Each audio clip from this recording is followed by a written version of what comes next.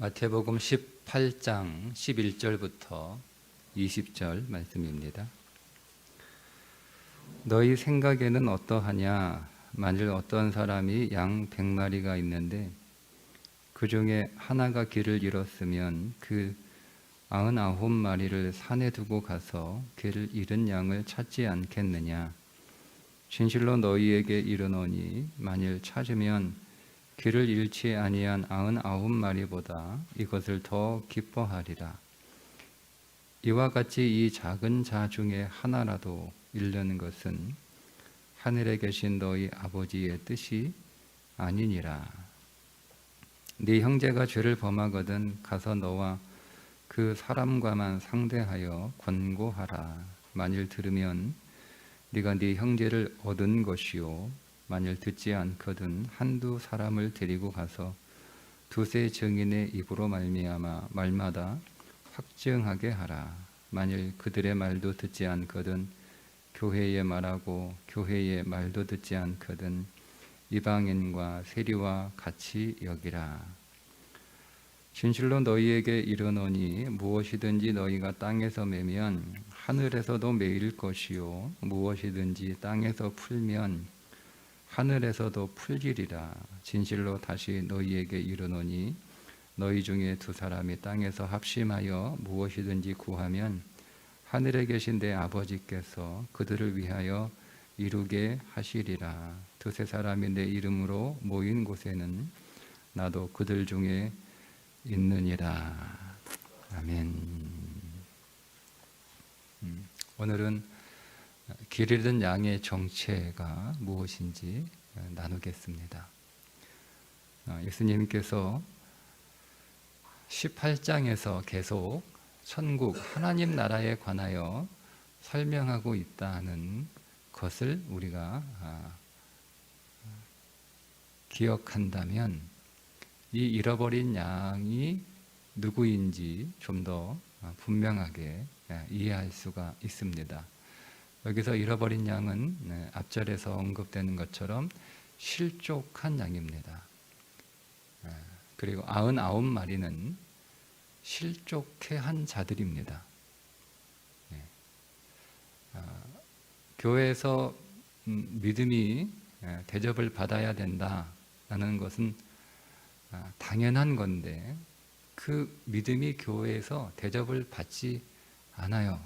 그 믿음을 얘기하면 뭐 너만 믿냐, 너 잘났다, 뭐 이런 그런 눈총을 받는 거죠. 그래서 교회 와서 믿음에 관하여 말하기가 어렵고 또 믿음의 삶이 대접을 받지 않으니 이 양이 실족을 한 거예요.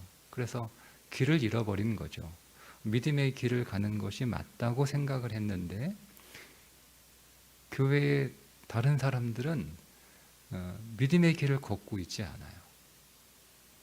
그래서 길을 잃어버린 거예요. 자기는 믿음의 길을 가는 것이 맞다 해서 그 믿음의 길을 계속 걷고 있었는데 다른 사람들은 보니까 그 믿음의 길에서 관심도 없고 오히려 그 믿음의 길을 걷고 있는 자신을 마치 비웃는 것 같고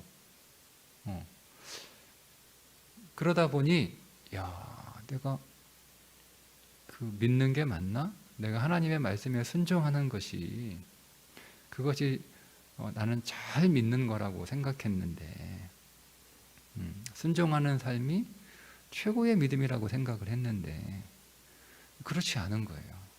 이 교회 와보니까 그렇지 않은 거예요. 그래서 길을 잃어버렸어요.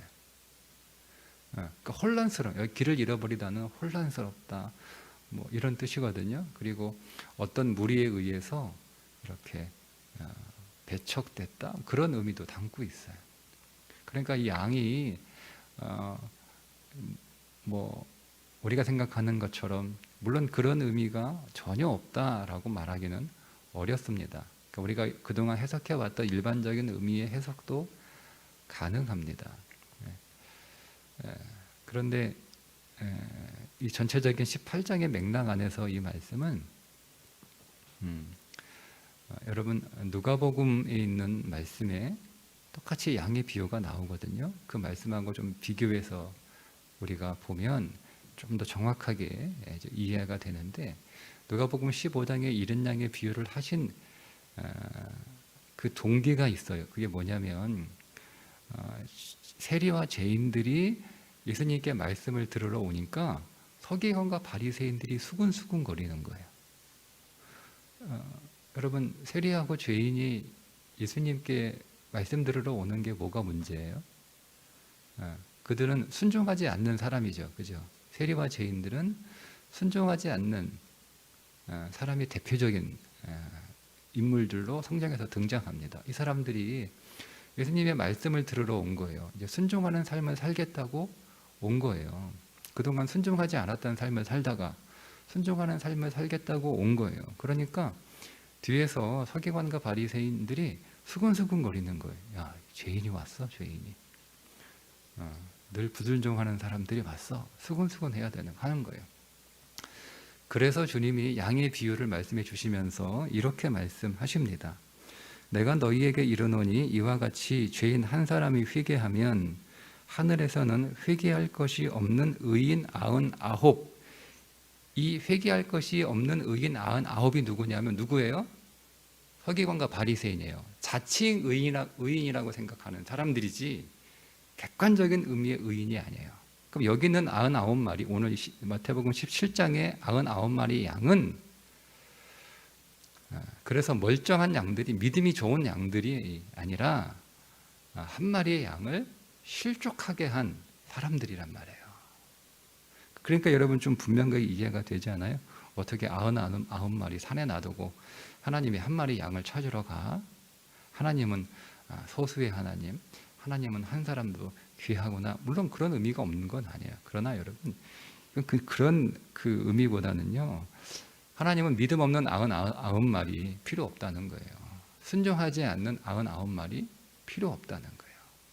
주님이 정말 찾는 사람은 누구라는 거예요? 믿음의 길을 걷고 있는 사람, 순종하는 사람, 주님을 절대 의존하는 사람, 주님 앞에 절대 순종하는 사람. 근데 그런 사람이 교회에서 실족을 당해가지고 혼란스러운 거예요. 그러니까 주님은요, 그 사람을 찾아가는 거예요. 찾아가서 다시 믿음의 길로 데려오신다는 거죠. 그게 주님이에요. 그러니까 여러분, 이 주님의 마음을 아셔야 되는 거예요.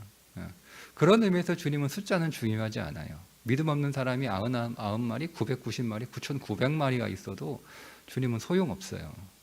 아무런 관심 없어요. 믿음 없는, 순종하지 않는 자가 수천, 수만 명이 있다고 해서 주님이 껄쩔매지 않는단 말이에요. 의미 없어요. 주님에게 중요한 건 그가 한 명이라도 하나님 앞에 순종하는 자, 믿음의 길을 걷고자 하는 자, 주님을 절대 의존하는 자, 주 앞에 절대 순종하는 자, 그게 주님에게는 진짜 양이에요. 그게 주님의 목자이신 주님에게 진짜 양은 누구냐? 믿음의 길을 걷는, 순종하는 양이라는 겁니다. 그래서 이어지는 말씀 15절부터도 보면 네 형제가 죄를 범하거든 가서 너와 그 사람과만 상대하여. 자, 여기서 죄를 범했다라고 할 때 여기서 죄는 불순종이겠죠. 그러면 전체적인 맥락 안에서 보면 자, 누군가가 불순종하는 거예요. 불순종하는 거예요. 예. 그러면 그냥 냅두는 게 아니라 먼저 혼자 가서 그 사람한테 믿음의 길을 걸어야 됩니다. 말씀에 순종해야 됩니다. 불순종하면 믿음의 길에서 벗어나는 겁니다. 주께로 돌아오십시오. 순종하는 삶으로 돌아오십시오. 순종하는 삶으로 돌아오십시오. 단순히 윤리적인 죄를 지금 말하고 있는 게 아니에요. 순종하는 삶으로 돌아오십시오 라고 이렇게 권하는 거예요. 근데 이 사람이 귀담아 듣지 않아요. 다행히 내가 불순종의 길을 걷고 있었구나. 이 불순종의 길을 계속 걷다가는 내가 불 속으로 던져질 텐데 참 하나님 감사합니다. 이렇게 나를 사랑하셔서 사람을 보내 권고하게 하시고 미련한 나를 깨닫게 해주셔서 순종의 길을 걷게 하신 하나님 감사합니다. 그러면 그 사람을 얻은 거예요. 그런데 이 사람이 말을 듣지 않아요. 그러면 두세 명을 더 데리고 가서 다시 권고하라고 합니다. 불순종의 길로 계속 가면 우리는 쫓겨나 이를 갈며 탄식하는 날이 옵니다. 불순종의 길을 계속 가면 불 속으로 던져집니다. 순종의 길로 돌아오십시오. 주님을 절대 의존하십시오. 그분은 항상 옳습니다. 말씀의 길을 떠나지 않고 좌우로 치우치지 않고 늘 그 말씀의 길에 순종하며 걸어갑시다. 이렇게 공고해. 말 안 들어요. 그러면 교회에 얘기하는 거예요. 교회에. 사실은 아무개 성도가 불순종하는 삶을 살아가서 제가 먼저 가서 권고했는데 말을 듣지 않아 두세 명 더 데리고 가서 말씀에 순종하는 삶을 권고했으나 거절하여 교회에 말씀을 드립니다. 교회가 공식적으로 얘기하는 거예요. 순종하는 삶을 사십시오. 믿음의 길은 순종의 길입니다. 교회는 순종하는 사람들이 모인 곳입니다.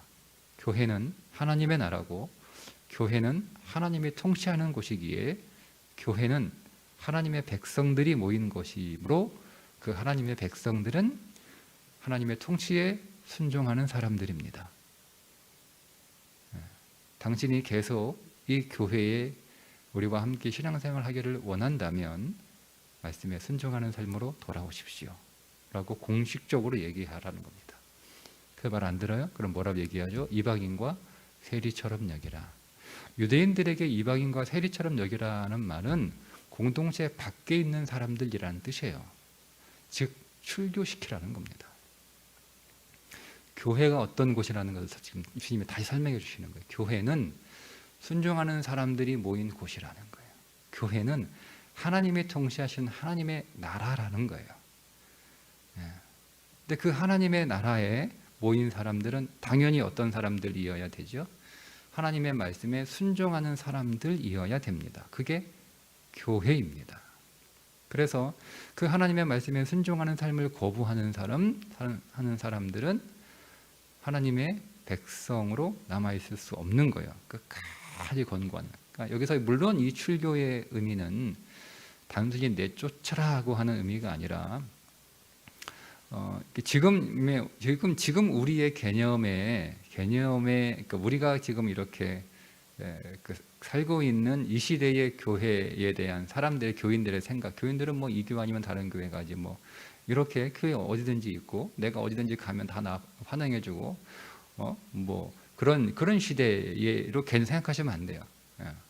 마태 시대에 뭐 예수님 시대는 아직 교회라고 하는 개념이 없었으니까 마태가 이 마태복음을 기스라 시대의 초대 교회의 교회는 교회를 떠나는 건 교회에서 출교당하는 건 하나님 나라에서 쫓겨나는 거예요. 그런 개념을 가지고 뭐 그럼 내가 이 교회에서 내가 마태 공동체에서 내가 쫓겨나면 저기 누가 공동체로 가면 되지? 그러니까 그게 불가능해요. 그럴 수가 없어요. 그러니까 단순히 출교라는 것은 뭐 이 교회만 교회야, 교회 뭐 사방에 널린 게 교회인데 라는 의미 그러니까 여기서 출교라는 것은요, 교회가 어떤 마음을 갖고 출교시키는 거냐면 이렇게 적용하셔야 되는 거예요. 내가 하나님의 말씀에 순종하지 않는 삶을 계속 살면 나는 하나님 나라에서 쫓겨나게 될 것이다 라고 하는 두렵고 떨림으로 적용하셔야 되는 거예요. 이 말씀 문자적으로 적용해가지고 하나님 말씀에 순종하지 않으면 교회 나가 이렇게 적용하시면 안 되고요. 여러분 자신에게 적용하시되 내가 하나님의 말씀에 순종하지 않는 삶을 계속 걷게 되면 나는 하나님 나라에서 쫓겨나요. 정확히 말씀하잖아요. 쫓아내요. 문 밖으로 쫓아내요. 거기서 이를 갈며 울게 하라 하는 거죠. 그러니까 그런 일을 겪게 될 것이구나라고 하는 것을 깨닫고 정신 바짝 차려서 순종하는 삶으로 돌아오게 하려는 목적입니다. 그러니까 마지막 조치죠. 마지막 조치예요. 한 번, 두 번, 세 번 이렇게 권고해서, 그러니까 세 번 권고한다라고 하는 의미는 성경에서 정말 최선을 다해서 할 수 있는 데까지 계속 권했다는 거예요. 순종의 길로 돌아오라고. 그런데도 불순종의 길을 계속 고집하면 특단의 조치를 취해서 돌아오게 하라는 거예요. 그래도 안 돌아오면 뭐 할 수 없는 거죠. 아니 뭐 교회가 나 쫓아내요 뭐 이렇게 해서 그러면 이 사람은 정말 구제불능인 거예요. 그 사람은 정말 그런 의미라는 거죠. 자, 그러면 보세요. 지금 딱 교회를 정해 주잖아요. 교회는 어떤 곳이죠? 순종하는 사람들이 모인 곳이라는 거예요. 그러니까 교회가 불순종의 사람들을 계속 놔두게 되면 그 교회는 어떻게 되는 겁니까? 불순종하는 사람들이 훨씬 많아지는 거예요. 순종이 오히려 어색한 곳이 되는 거예요. 불순종하는 사람들이 훨씬 많은 곳에서 오히려 순종하는 사람들은 그 이상한 거예요. 그러니까 여러분 순종하는 사람들이 왔다가 더 잘 순종하려고, 더 믿음의 길을 걸으려고, 더 하나님 잘 믿으려고, 더 예수님 닮아가려고, 더 예수님 따라가려고 교회 왔는데 교회 오니까 오히려 그런 믿음의 삶이 오히려 이상한 거예요. 그러니까 그 사람은 어떻게 돼요? 그 사람은 결국 어떻게 되는 거예요? 실족하게 되는 거예요. 그 사람이 잃어버린 양이란 말이에요. 다시 교회에 관하여 설명을 하십니다. 18절에 진실로 너희에게 이르노니 무엇이든지 너희가 땅에서 매면, 여기서 맨다는 말이 무슨 말이에요? 그 앞에 있는 말하고 이어지는 거예요. 세 번 교회가 공식적으로 그렇게 순종의 길을 떠나서 불순종의 길을 계속 가고 있으면 순종의 길로 다시 돌아오라고 교회가 계속 공식적으로 권하는데도 말을 듣지 않으면 출교하라는 거예요. 교회는 어떤 곳이라는 거죠? 순종하는 곳이기 때문에, 하나님의 백성들, 하나님의 통치에 순종하는 사람들이 모인 곳이기 때문에 교회가 그렇게 결정하면 하나님도 그렇게 인정하겠다는 거예요. 그런데 교회가 다시 순종하겠다고 돌아오는 사람들 받아주라는 거죠. 누가복음 15장에 있는 말씀처럼 죄인과 세리들이 그 불순종의 삶을 살았던 사람들이 순종하는 삶을 살겠다고 예수님께 나오라는 거예요. 나오잖아요. 우리는 불순종의 삶을 살았다는 것이 오늘 우리의 큰 죄고 잘못됐고 결국 오늘 우리가 이렇게 살다가는 결국 우리가 하나님 나라에 들어가지 못하는 거기다 쫓겨나는 삶을 살 수밖에 없겠구나 라고 깨달아서 다시 순종의 삶으로 돌아오게 되면 그걸 교회가 받아들이는 거죠. 받아들이면 하나님 나라에서도, 즉 하나님도 그거를 하늘은 하나님이에요. 하나님도 받아주시겠다는 거예요. 그러니까 이 권위를 교회에 주신 거예요. 근데 그 교회는 어떤 교회입니까? 순종하는 교회라는 거예요. 그래서 무엇이든지 땅에서 풀면 하늘에서 풀리리라 이렇게 말씀을 하신 거죠. 다시 19절에 진실로 다시 너희에게 이르노니 너희 중에 두 사람이 땅에서 합심하여 무엇이든지 구하면 하늘에 계신 너희 아버지께서 그들을 위하여 이루게 하시리라. 자, 그러면 여러분 이 두 사람은 무엇을 위해 합심하여 기도하는 거겠습니까? 순종을 위해 기도한다는 뜻이에요. 교회가 교회되게 기도하는 거죠.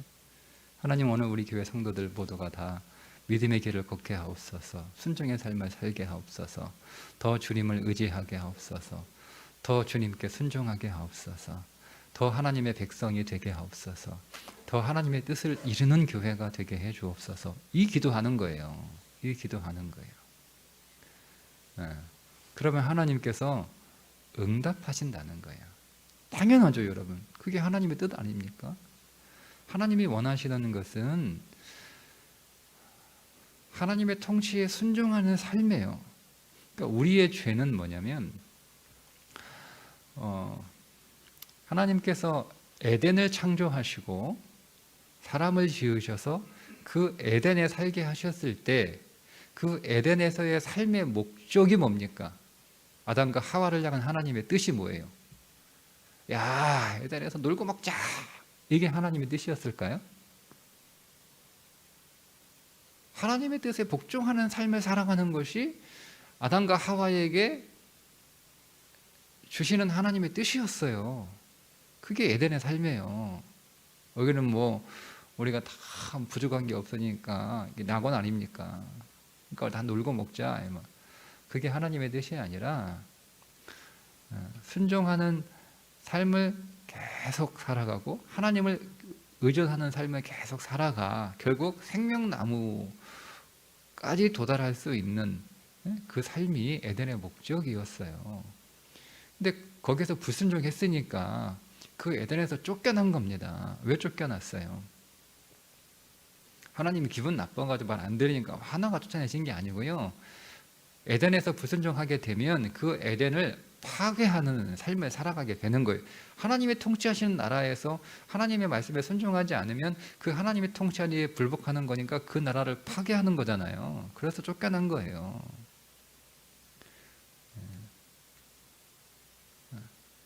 그러니까 하나님의 뜻은 그래서 오늘 우리를 다시 순종하는 삶으로 살 수 있도록 그게 오늘 우리의 승리고 우리의 행복이고 그리고 그게 우리의 생명이니까. 근데 거기는 그냥 들어갈 수 없잖아요. 죽어야만 들어가니까. 근데 우리는 살아야 되니까 대신 아들을 죽이시고 우리를 다시 에덴으로 복귀시키신 거잖아요. 그러면 그 에덴에서 그게 구원이란 말이에요. 에덴으로 다시 들어가는 게 구원이에요. 그러면 그 구원받은 자들이 살아야 되는 삶은 뭐예요? 첫 아담이 실패한 삶을 살아가는 것이 구원받은 재창조된, 정확하게 에베소서에서 재창조라고 뭐나요? 재창조, 다시 빚어졌다는 거예요. 그게 우리라면 그리스도 안에서 우리를 다시 만드셨다, 다시 창조하셨다. 그러면 첫 번째 창조였던 그 첫 아담이 실패한 삶을 다시 오늘 우리 안에서 성취하시는 것이 하나님의 뜻 아닙니까? 그게 구원의 완성이라는 거예요. 그런데 우리는 이걸 정확하게 이해하지 못하니까 천국 들어왔으니까, 에덴 들어왔으니까 다 됐다, 똑같이 첫 아담처럼 놀고 먹으려고 하는 거죠. 다시 에덴으로 들어가는 건 우리의 어떤 행위로도 들어갈 수 없어서 은혜로 복귀시켜 주신 거예요. 그러나 주님은 하셨잖아요. 자기의 생명을 내놓으시는 일을 하신 거예요.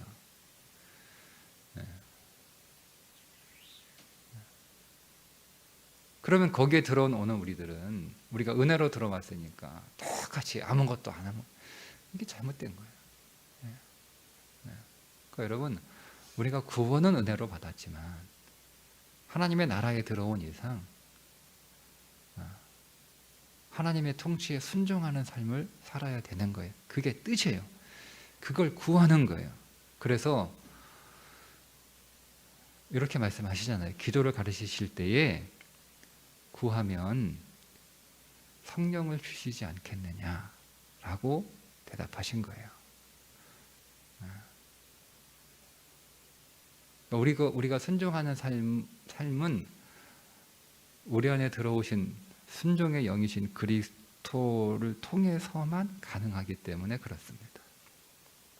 그러니까 거기에서 간절히 구하는 사람은 주의 뜻대로 살기를 원하는 삶이에요. 뜻대로 원하는 삶. 여러분, 그 여인이 계속 문 두드리면서 그 관원을 괴롭혔던 이유가 뭐예요? 올바르게 정당하게 재판하라는 거예요.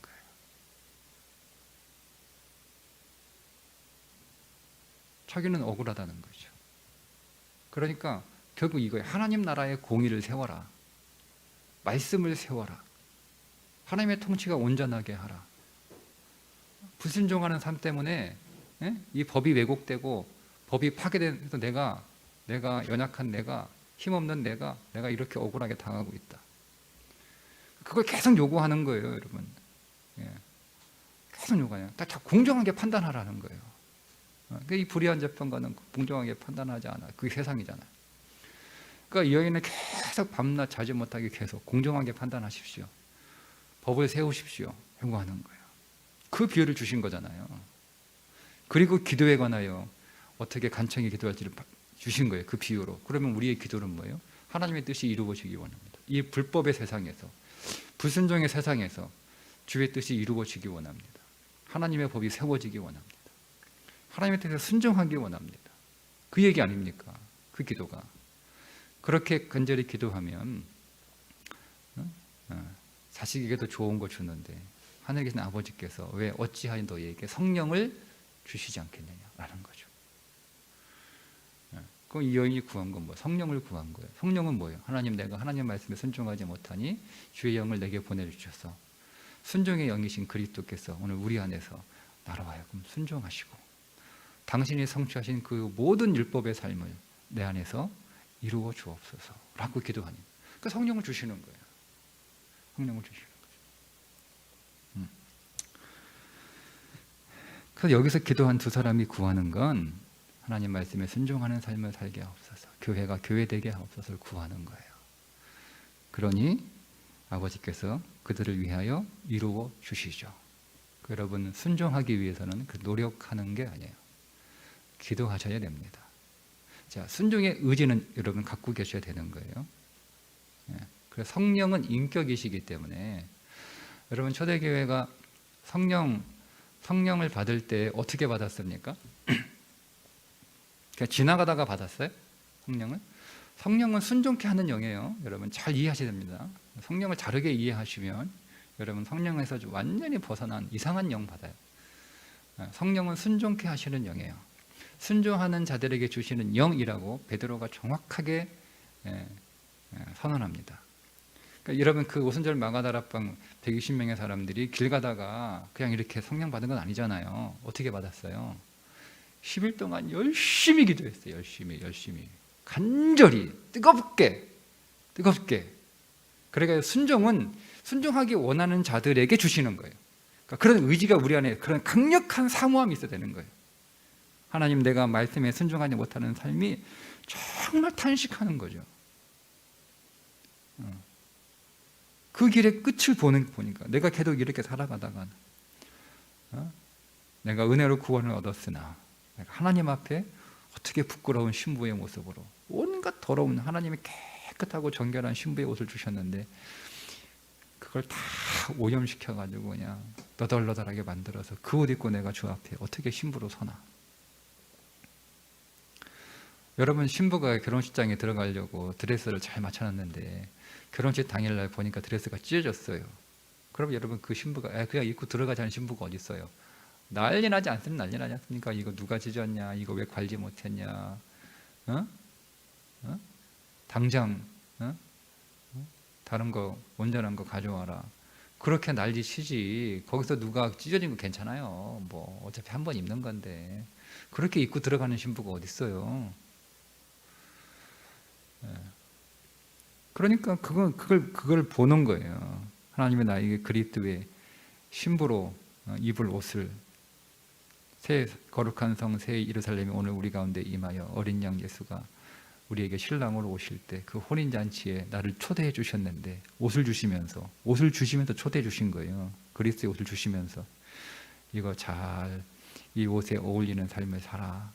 그리고 혼인잔치에 내가 신랑으로 올 때 너는 내 옆에 아름다운 신부로, 정결한 신부로, 순결한 신부로 꼭 서 있어. 이렇게 하고 가셨단 말이에요. 우리는 그 신랑이 오시를 나를 기다리는 거예요. 그러면 여러분, 그 기다리는 신부가 여러분 그 예복을 아무렇게나 취급하겠습니까? 그건 신부 아니에요. 그건 신랑을 기다리는 신부의 삶이 아니에요. 그러니까 더 거룩하게, 그러니까 결국 그 신부의 옷은 선한 행실의 옷이라고 계시록에 정확하게 쓰고 있잖아요. 그 선한 행실이 순종이에요. 순종. 우리에게는 순종 외에는 선한 게 없어요. 왜요? 주의 뜻이 가장 선하니까. 그죠? 주의 뜻이 가장 선한 거 아닙니까? 세상에서 무엇이 가장 선한 거예요? 주의 뜻이 가장 선해요. 선악을 우리가 판단할 수 없어요. 뭐가 선한 거예요? 주의 뜻만이 가장 선해요. 그 뜻에 순종하는 삶이 가장 선한 삶이에요. 그게 선한 행실이에요. 그러니까 그 삶은 착한 삶이 아니에요, 여러분. 윤리적, 도덕적으로 착한 삶이 아니라 그 삶은 주의 말씀에 순종하는 삶이에요. 정확하게 그 선한 행실의 옷을 입으라고 정확히 말씀하고 계시잖아요, 계시록에. 그러니까 우리 안에 순종의 마음이 없으니까 말씀을 다 왜곡하는 거예요. 부담스러우니까. 자, 그러니까 이걸 구하는 거죠. 하나님 앞에 구하는 거예요. 더 순종할 수 있도록, 교회가 교회될 수 있도록. 교회가 교회돼야 되는 거 아닙니까? 여러분, 교회가 순종하지 않는 사람들로 가득 차 있으면 어떻게 되는 거예요? 그 순종하는 사람들이 갈 데가 없는 거예요. 어디로 가야 되는 거예요? 우리 믿음의 사람들이 믿음이 제대로 대접받지 못하고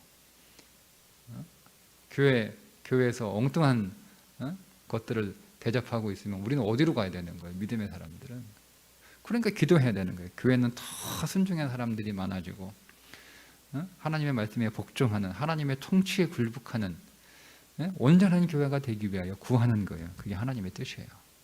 그러면 다 이루어 주시겠다라고 하시는 거죠. 자, 20절은 더 충격적인 말씀이에요. 두세 사람이 내 이름으로 모인 곳, 그게 어디예요? 내 이름으로 모인 곳이에요. 예수의 이름으로 모인 곳이, 그러니까 예수님 이름 부르는 사람들이 모였다는 뜻이 아니에요. 내 이름으로 모인 곳이에요. 순종하는 사람들이에요. 그 사람들이. 우리가 주 예수의 이름으로 왜 모였어요? 뭐 하려고 모였어요, 여러분? 우리가 모여가지고 뭐 윷놀이 하려고 모였습니까? 아니 뭐 음식 나눠 먹으려고 모였습니까? 거기서 뭐 장기자랑 하려고 모였습니까? 아니잖아요. 순종으로 자기를 낮추어 이 땅에 오신 예수 그리스도의 이름이에요. 그러니까 우리는 순종하려고 모인 거예요. 두세 사람이라도 순종하는 사람들이 모이면, 하나님의 말씀에 복종하는 사람들이 모이면 그게 믿음의 사람들이에요. 모이면 이건 단순히 그러니까 물론 맞죠. 우리가 생각하는 것처럼 두세 사람이 기도하기 위해 모여요. 예배하기 위해 모여요. 그러니까 왜 기도하는 거예요? 순종하기 위해 기도하는 거잖아요. 왜 예배하는 거예요? 하나님은 옳습니다. 주의 뜻이 100% 옳습니다. 경배하기, 엎드려 굴복하다. 종이 주인 앞에 땅에 엎드려 코가 땅에 닿도록 엎드리는 게 예배라고 하는 단어의 뜻이에요. 그 종이 왜 엎드려요? 주인 앞에 뭐든지 말씀만 하십시오. 시키는 대로 다 하겠습니다. 그게 예배입니다. 그러기 위해서 모인 거잖아요. 거기에 나도 그들 중에 있다라는 거예요. 그럼 순종하지 않는 99마리 있는 양은 주님이 없는 거예요. 왜요? 당연하죠. 이해되시죠? 멀쩡하고 건강하고 온전한 양들을 두고 가신 게 아니에요. 거기 없는 거죠. 아무리 양들이 많아도 그 양은 목자의 음성을 듣지 않고 그냥 자기 주장 강하고 자기 뜻대로 살고 자기 멋대로 살고 하는 거예요. 아무리 양이 99마리 있어도 주님은 거기에 없어요. 주님은 한 마리라 할지라도 하나님의 말씀에 순종하고 주의 뜻에 절대 복종하고 주님을 절대 의존하는, 그게 어린아이요, 그게 작은 자요, 그게 잃어버린 양입니다. 그것이 하나님의 나라예요. 그 나라를 세우기 위하여 내가 왔다라고 하는 거죠. 그런데 제자들은 그 나라를 오해하고 있는 거예요. 물론 개념은 이해했어요. 하나님의 나라는 예수님이 통치하시는 나라다 라는 건 분명히 이해를 했어요. 내세로 이해한 건 아니에요. 그런데 거기에서 누가 큰 자냐? 순종하는 사람이 큰 자인데 자기들은 잘못 이해한 거죠. 그래서 교정해 주시는 거예요. 하나님의 나라. 여러분, 오늘 우리의 심령 속에 이 하나님의 나라가 더 임하기를 축복합니다. 우리 교회가 하나님의 나라가 되기를 축복합니다. 우리 교회를 하나님의 말씀에 순종하는 사람들이, 한 사람이 겨자씨처럼 자라서 온 교회가 풍성하는, 순종하는 사람들로 가득 찬 교회, 한 사람의 누룩이 주 앞에 순종하는 삶을 추구하여 그 누룩이 번져서 가루사말에 온 빵을 다 부풀게 하는 것처럼 온 교회가 다 순종의 부흥으로 일어나게 하는 그 일들을 여러분이 그 한 사람이 되셔서 시작하십시오. 그래서 하나님 나라가 이 땅에 세워지게 하시고 우리는 그곳에서 온전하고 영원한 하나님 나라를 기다리는 신부로, 신랑을 기다리는 신부로 거룩하고 순결한 선한 옷을 잘 준비하는 저와 여러분 될 수 있기를 주님의 이름으로 축복합니다. 기도하겠습니다. 하나님 아버지, 오늘 우리가 믿음의 길에서 실족하여 우리가 성경에서 찾았던 생명의 길을 우리가 의심하며 혼란스러워할 때 우리를 찾아와 주셔서 우리를 건지시고 우리를 품에 안으시고 우리를 당신의 어깨 위에 올리셔서 우리를 회복하여 주시는 그 은혜를 감사합니다. 하나님, 언제나 믿음의 길을 떠나지 않게 하옵소서. 순종의 길에서 벗어나지 않게 하여 주옵소서. 주님 다시 오시는 그날까지 신랑이신 우리 주 예수 그리스도를 사모하며 기다리는 거룩하고 순결한 신부로 끝까지 인내하며 승리하게 하여 주옵소서. 예수님의 이름으로 기도드리옵나이다. 아멘.